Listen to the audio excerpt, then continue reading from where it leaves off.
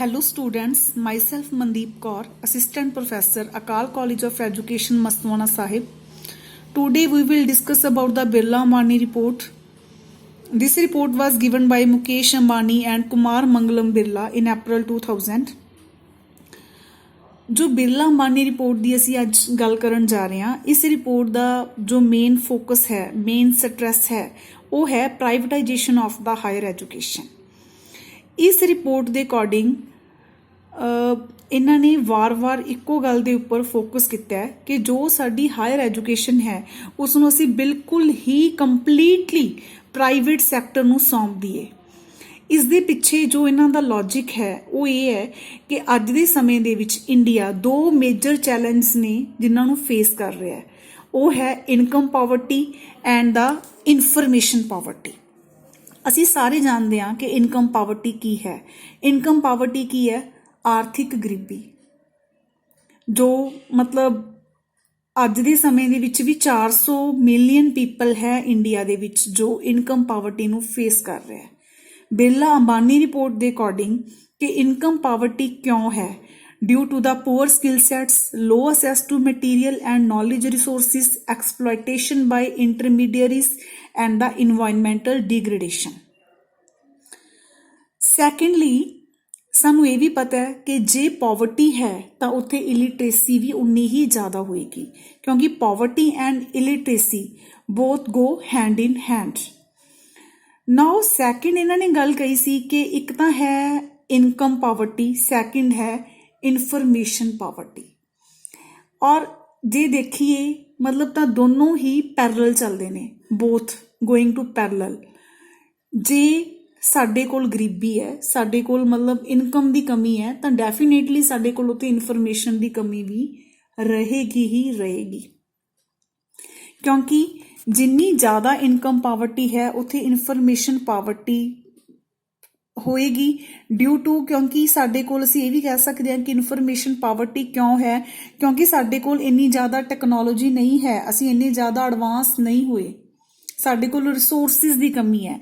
तो definitely income poverty के नाल नाल इनफॉर्मेशन पॉवर्टी रहेगी। असीं बाकी कंट्रीज़ के कंपैरेटिव साडे कोल इनफॉर्मेशन के रिसोर्सिस ने जिहड़े वो बहुत ज़्यादा घट ने जां हैगे ने, वो बहुत ज़्यादा रिलायबल नहीं हैगे। नाउ तो इन्हां रीजनस नूं देखदे होए जो बिरला अंबानी रिपोर्ट है, इन्हां दी अपनी एक रिकमेंडेशन सी, सुजैशन सी कि जो साडी गवर्नमेंट है उन्हां दा जिहड़ा मेन फोकस है वो किस दे उपर होना चाहिए, एजुकेशन सैंट्रिक डिवेलपमेंट ते। तां ये एजुकेशन सैंट्रिक डिवेलपमेंट तां ही पॉसीबल हो सकेगी जे साडी गवर्नमेंट सिर्फ किहदे उपर फोकस करेगी, only on the primary and the secondary education. According to this report कि जो साडी प्राइमरी ते सैकेंडरी एजुकेशन है असी उसनूं स्टूडेंट्स नूं बिल्कुल free of cost and compulsory बना के प्रोवाइड करांगे, पर जो साडी हायर एजुकेशन है जां जो प्रोफैशनल एजुकेशन है उसनूं असी बिल्कुल ही प्राइवेट सैक्टर के उपर छड्ड सकते हैं। तां इन्हां दियां जो इस रिपोर्ट दियां कुछ बेसिकली मेन रिकमेंडेशनस ने जो असी हुण डिस्कस करांगे। फर्स्ट है primary and the secondary education, जो मैं हुणी डिस्कस कर चुकी हाँ कि जो प्राइमरी एजुकेशन है वो असी बिल्कुल फ्री एंड कंपलसरी प्रोवाइड करांगे कि primary education must be on the top of the education agenda as well as the secondary education. Secondly teaching, सानू पता है कि teaching is 2 way process. Teaching कदे भी 1 वे प्रोसैस नहीं हो सकता। टीचिंग उदों ही पॉसीबल होएगी जे उत्थे लर्निंग होएगी। जे किते कोई लर्निंग होई नहीं रही तो असीं नहीं कह सकते भी उत्थे टीचिंग हुई है। टीचिंग बहुत ज़्यादा इंपॉर्टेंट है। तो इन्होंने गल कही सी कि जो टीचर ट्रेनिंग इंस्टीट्यूशनस ने जां टीचर ट्रेनिंग का जो साडा करिकुलम है असी उसकी क्वालिटी नूं किवें इंप्रूव कर सकते हैं। How to improve the quality of teacher education and the quality upgradation. Third one technology.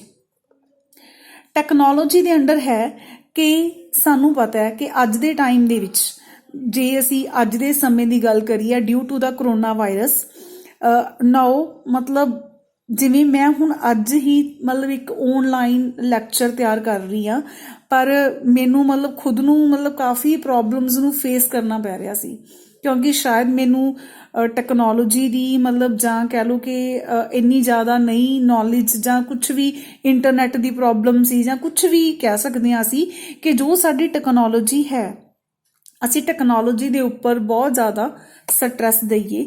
ਜੋ ਇਨਫੋਰਮੇਸ਼ਨ ਟੈਕਨੋਲੋਜੀ ਅਸੀਂ ਕਿ ਟੈਕਨੋਲੋਜੀ ਨੂੰ ਆਪਣੀ ਟੀਚਿੰਗ ਦਾ ਇੱਕ ਕੰਪਲਸਰੀ ਪਾਰਟ ਬਣਾ ਕੇ ਚੱਲੀਏ, ਟੈਕਨੋਲੋਜੀ ਨੂੰ ਅਸੀਂ ਐਜੂਕੇਸ਼ਨ ਦੇ ਵਿੱਚ ਐਡ ਕਰੀਏ ਕਿ ਅੱਜ ਦੇ ਟਾਈਮ ਦੇ ਵਿੱਚ ਉਹ ਪੋਸੀਬਲ ਹੋ ਰਿਹਾ ਕਿ ਅਸੀਂ ਦੇਖੋ ਸਾਰਾ ਕੁਝ ਆਨਲਾਈਨ ਪੜ੍ਹਾ ਰਹੇ ਹਾਂ, ਆਨਲਾਈਨ ਕਲਾਸਿਸ ਚੱਲ ਰਹੀਆਂ ਨੇ due to the technology.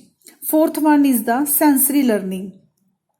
Sensory learning ਕੀ ਹੈ? ਸਾਨੂੰ ਸਭ ਨੂੰ ਪਤਾ ਹੈ ਕਿ ਜੋ ਵੀ ਸਾਡੀ ਲਰਨਿੰਗ ਹੈ ਅਸੀਂ ਲਰਨਿੰਗ ਬਾਏ ਡੂਇੰਗ ਜ਼ਿਆਦਾ ਲਰਨ ਕਰਦੇ ਹਾਂ। ਜਿੰਨੀਆਂ ਜ਼ਿਆਦਾ ਸੈਂਸਿਸ ਜਦੋਂ ਅਸੀਂ ਕੁਝ ਵੀ ਲਰਨ ਕਰ ਰਹੇ ਹਾਂ, ਕੁਝ ਵੀ ਪੜ੍ਹਦੇ ਹਾਂ, ਜਿੰਨੀਆਂ ਜ਼ਿਆਦਾ ਸੈਂਸਿਸ ਸਾਡੀਆਂ ਉਸ ਲਰਨਿੰਗ ਦੇ ਵਿੱਚ ਇਨਵੋਲਵ ਹੋਣਗੀਆਂ ਉਨੀ ਜ਼ਿਆਦਾ ਲਰਨਿੰਗ ਹੈ ਜਿਹੜੀ ਸਾਡੀ ਉਹ ਡਿਊਰੇਬਲ ਰਹੇਗੀ, ਉਨਾ ਜ਼ਿਆਦਾ ਅਸੀਂ ਵਧੀਆ ਤਰੀਕੇ ਨਾਲ ਕਿਸੇ ਵੀ ਕੰਮ ਨੂੰ ਸਿੱਖ ਸਕਦੇ ਹਾਂ। Fifth one learning to learn, ਜੋ ਬੇਸਿਕਲੀ ਸੀ ਕਿ emphasis learning through practice and experience. ਜੋ ਮੈਂ ਪਹਿਲਾਂ ਵੀ ਗੱਲ ਕੀਤੀ ਹੈ ਕਿ ਜਿੰਨਾ ਜ਼ਿਆਦਾ ਅਸੀਂ ਲਰਨਿੰਗ ਬਾਈ ਡੂਇੰਗ, ਜੋ ਕੰਮ ਨੂੰ ਅਸੀਂ ਖੁਦ ਕਰਦੇ ਹਾਂ, ਜਿੰਨੀਆਂ ਜ਼ਿਆਦਾ ਸੈਂਸਿਸ ਨੂੰ ਉਹਦੇ ਵਿੱਚ ਇਨਵੋਲਵ ਕਰਦੇ ਹਾਂ ਜਾਂ ਜੋ ਅਸੀਂ ਆਪਣੇ ਐਕਸਪੀਰੀਅੰਸ ਦੇ ਨਾਲ ਸਿੱਖਦੇ ਹਾਂ ਉਹ ਸਾਡੀਆਂ ਚੀਜ਼ਾਂ ਜੋ ਸਾਡੇ ਮਾਈਂਡ ਦੇ ਵਿੱਚ ਉਹ ਬਹੁਤ ਲੰਬੇ ਸਮੇਂ ਤੱਕ ਰਹਿੰਦੀਆਂ ਨੇ, ਅਸੀਂ ਉਹਨਾਂ ਨੂੰ ਜ਼ਿਆਦਾ ਛੇਤੀ ਭੁੱਲ ਨਹੀਂ ਪਾਉਂਦੇ। ਔਰ ਇਹਨਾਂ ਨੇ ਗੱਲ ਕਹੀ ਹੈ ਕਿ ਜੋ ਟੀਚਰ ਦਾ ਰੋਲ ਹੈ ਉਹ ਕਲਾਸ ਦੇ ਵਿੱਚ ਸਿਰਫ ਇੱਕ ਫੈਸਿਲੀਟੇਟਰ ਦਾ ਹੋਏ, ਕਿ ਟੀਚਰ ਨੇ ਕੀ ਕਰਨਾ ਹੈ ਕਲਾਸ ਦੇ ਵਿੱਚ ਬੱਚੇ ਨੂੰ ਇੱਕ ਇਹੋ ਜਿਹਾ ਮਾਹੌਲ ਪ੍ਰੋਵਾਈਡ ਕਰਨਾ ਹੈ, ਕੰਡਕਟਿਵ ਇਨਵਾਇਰਨਮੈਂਟ ਪ੍ਰੋਵਾਈਡ ਕਰਨਾ ਹੈ ਜਿਹਦੇ ਵਿੱਚ ਬੱਚਾ ਸਿੱਖ ਸਕੇ। Next vocational education. ਦੇਖੋ ਅੱਜ ਦੇ ਸਮੇਂ ਦੀ ਇੱਕ ਬਹੁਤ ਵੱਡੀ ਡਿਮਾਂਡ ਹੈ। ਅਸੀਂ ਦੇਖਦੇ ਹਾਂ ਕਿ ਵੋਕੇਸ਼ਨਲ ਐਜੂਕੇਸ਼ਨ ਹੈ ਜਿਹੜੀ ਉਹ ਕੁਝ ਸਕੂਲਾਂ ਦੇ ਵਿੱਚ ਚੱਲਦੀ ਹੈ ਜੋ ਗਵਰਨਮੈਂਟ ਸਕੂਲਸ ਨੇ, ਪਰ ਉੱਥੇ ਵੀ ਬਹੁਤ ਥੋੜੇ ਸਟੂਡੈਂਟਸ ਨੇ ਜਿਹੜੇ ਵੋਕੇਸ਼ਨਲ ਐਜੂਕੇਸ਼ਨ ਜਾਂ ਵੋਕੇਸ਼ਨਲ ਸਟਰੀਮ ਨੂੰ ਆਪਟ ਕਰਦੇ ਨੇ। ਜ਼ਿਆਦਾਤਰ ਬੱਚੇ ਨੇ ਜਿਹੜੇ ਉਹ ਦੂਸਰੀਆਂ ਸਟਰੀਮਸ ਦੇ ਵੱਲ ਹੀ ਅਟਰੈਕਟ ਹੁੰਦੇ ਨੇ। ਤਾਂ ਮਤਲਬ ਵੋਕੇਸ਼ਨਲ ਐਜੂਕੇਸ਼ਨ ਅੱਜ ਦੇ ਸਮੇਂ ਦੀ ਬਹੁਤ ਵੱਡੀ ਲੋੜ ਹੈ, ਕਿਉਂਕਿ ਅਗਰ ਬੱਚਾ ਸੈਕੰਡਰੀ ਲੈਵਲ ਤੇ ਵੋਕੇਸ਼ਨਲ ਐਜੂਕੇਸ਼ਨ ਨੂੰ ਆਪਟ ਕਰੇਗਾ ਤਾਂ ਬਹੁਤ ਥੋੜੇ ਸਮੇਂ ਦੇ ਵਿੱਚ ਕੋਈ ਨਾ ਕੋਈ ਮਤਲਬ ਜੌਬ ਦੇ ਲਾਇਕ ਹੋ ਜਾਏਗਾ ਜਾਂ ਕੋਈ ਵੀ ਆਪਣਾ ਕੰਮ ਕਰ ਸਕਦਾ ਹੈ, ਕਿਉਂਕਿ ਹਾਇਰ ਐਜੂਕੇਸ਼ਨ ਦੇ ਵਿੱਚ ਜਾ ਕੇ ਸਾਰੇ ਬੱਚਿਆਂ ਨੂੰ ਜੌਬ ਨਹੀਂ ਮਿਲਦੀ। ਤਾਂ ਲੇਕਿਨ ਜੇ ਵੋਕੇਸ਼ਨਲ ਐਜੂਕੇਸ਼ਨ +2 ਲੈਵਲ ਤੇ ਹੀ +1-2 ਲੈਵਲ ਤੇ ਹੀ ਬੱਚਾ ਕਿਸੇ ਪਰਟੀਕੂਲਰ ਵੋਕੇਸ਼ਨ ਨੂੰ ਚੂਜ਼ ਕਰਦਾ ਹੈ ਤਾਂ definitely he will success in his or her life. Next is the distance education, ਕਿ ਇਸ ਦੇ ਨਾਲ ਨਾਲ ਇਹਨਾਂ ਨੇ ਗੱਲ ਕਹੀ ਸੀ ਕਿ ਸਾਨੂੰ ਜੋ ਡਿਸਟੈਂਸ ਐਜੂਕੇਸ਼ਨ ਹੈ ਅਸੀਂ ਉਸ ਨੂੰ ਵੀ ਪ੍ਰਮੋਟ ਕਰ ਸਕਦੇ ਹਾਂ। ਫਾਰਮਲ ਸਿਸਟਮ ਦੇ ਨਾਲ ਨਾਲ ਅਸੀਂ ਡਿਸਟੈਂਸ ਐਜੂਕੇਸ਼ਨ ਦੀ ਇੰਪੋਰਟੈਂਸ ਨੂੰ ਵੀ ਬੱਚਿਆਂ ਨੂੰ ਦੱਸੀਏ ਕਿ ਉਹ ਕਿਸੇ ਜੌਬ ਦੇ ਨਾਲ ਨਾਲ ਕਿਵੇਂ ਆਪਣੀ ਸਟੱਡੀ ਨੂੰ ਕੰਟੀਨਿਊ ਕਰ ਸਕਦੇ ਨੇ। Next is the value system. ਸਾਨੂੰ ਪਤਾ ਹੈ ਕਿ ਅੱਜ ਦੇ ਸਮੇਂ ਦੇ ਵਿੱਚ ਜੋ ਸਾਡੀਆਂ ਵੈਲਿਊਜ਼ ਨੇ ਉਹ ਬਿਲਕੁਲ ਖਤਮ ਹੁੰਦੀਆਂ ਜਾ ਰਹੀਆਂ ਨੇ। ਤਾਂ ਇਹਨਾਂ ਨੇ ਗੱਲ ਕਹੀ ਸੀ ਕਿ ਅਸੀਂ ਚਾਹੇ ਲੈਵਲ ਉਹ ਪ੍ਰਾਇਮਰੀ ਲੈਵਲ ਹੈ, ਚਾਹੇ ਉਹ ਸੈਕੰਡਰੀ ਲੈਵਲ ਹੈ, ਚਾਹੇ ਹਾਇਰ ਐਜੂਕੇਸ਼ਨ ਹੈ, ਚਾਹੇ ਉਹ ਪ੍ਰੀ ਪ੍ਰਾਇਮਰੀ ਹੈ, ਹਰੇਕ ਲੈਵਲ ਤੇ ਅਸੀਂ ਵੈਲਿਊ ਐਜੂਕੇਸ਼ਨ ਦੀ ਇੰਪੋਰਟੈਂਸ ਨੂੰ ਬਣਾ ਕੇ ਰੱਖਣਾ ਹੈ। Next is the common national